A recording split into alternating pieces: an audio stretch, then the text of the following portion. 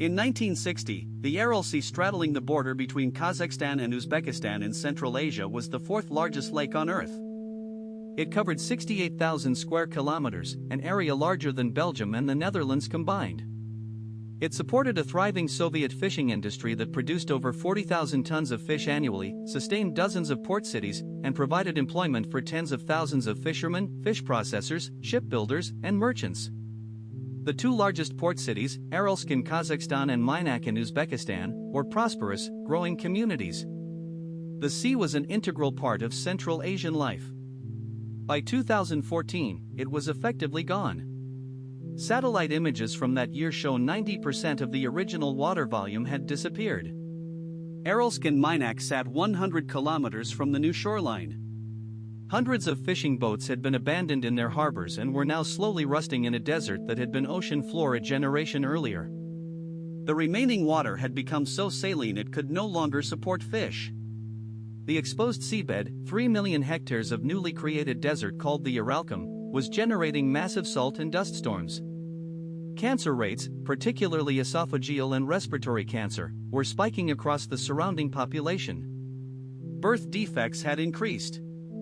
The Aral Sea disaster is the most extreme example in human history of a major body of water deliberately destroyed by deliberate human policy. It is also a story about how environmental damage at this scale can be partially reversed when political will exists. Both halves of the story matter. To understand the disaster, you have to understand Soviet Central Asia in the 1950s and 60s. The Soviet leadership in Moscow had identified Central Asia as the future of Soviet cotton production.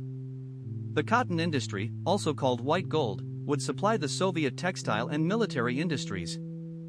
The two rivers feeding the Aral Sea, the Amu Darya and the Sir Darya, ran through the desert regions of Uzbekistan and Turkmenistan.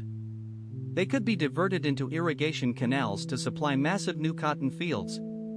The Soviet planners knew this would reduce inflows to the Aral Sea. They calculated that the sea would shrink and become saltier. They considered this acceptable. The Soviet planners reasoned that the loss of fish stocks could be compensated by the value of the cotton. The decision was made deliberately. There was no environmental ignorance. There was simply a calculation that the cotton output justified the loss of the sea. Construction of the irrigation network accelerated through the 1960s.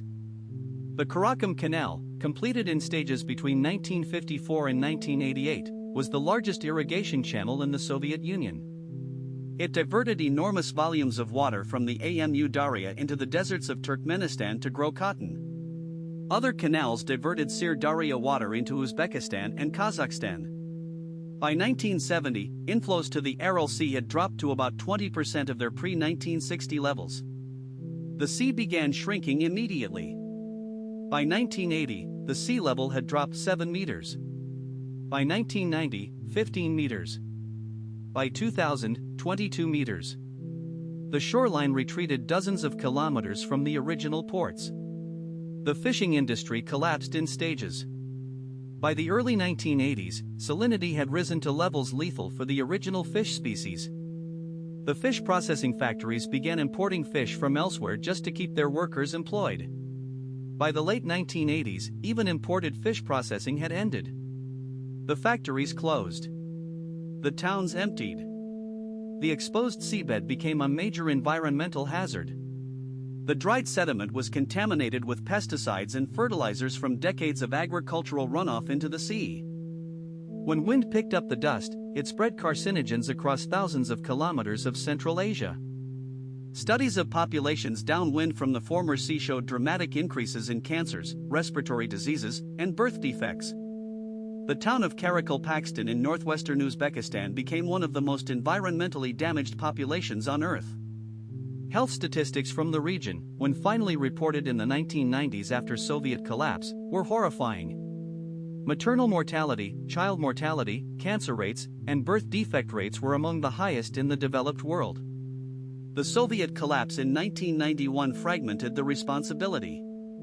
The Aral Sea was now divided between independent Kazakhstan and Uzbekistan. The two countries pursued different policies. Uzbekistan continued cotton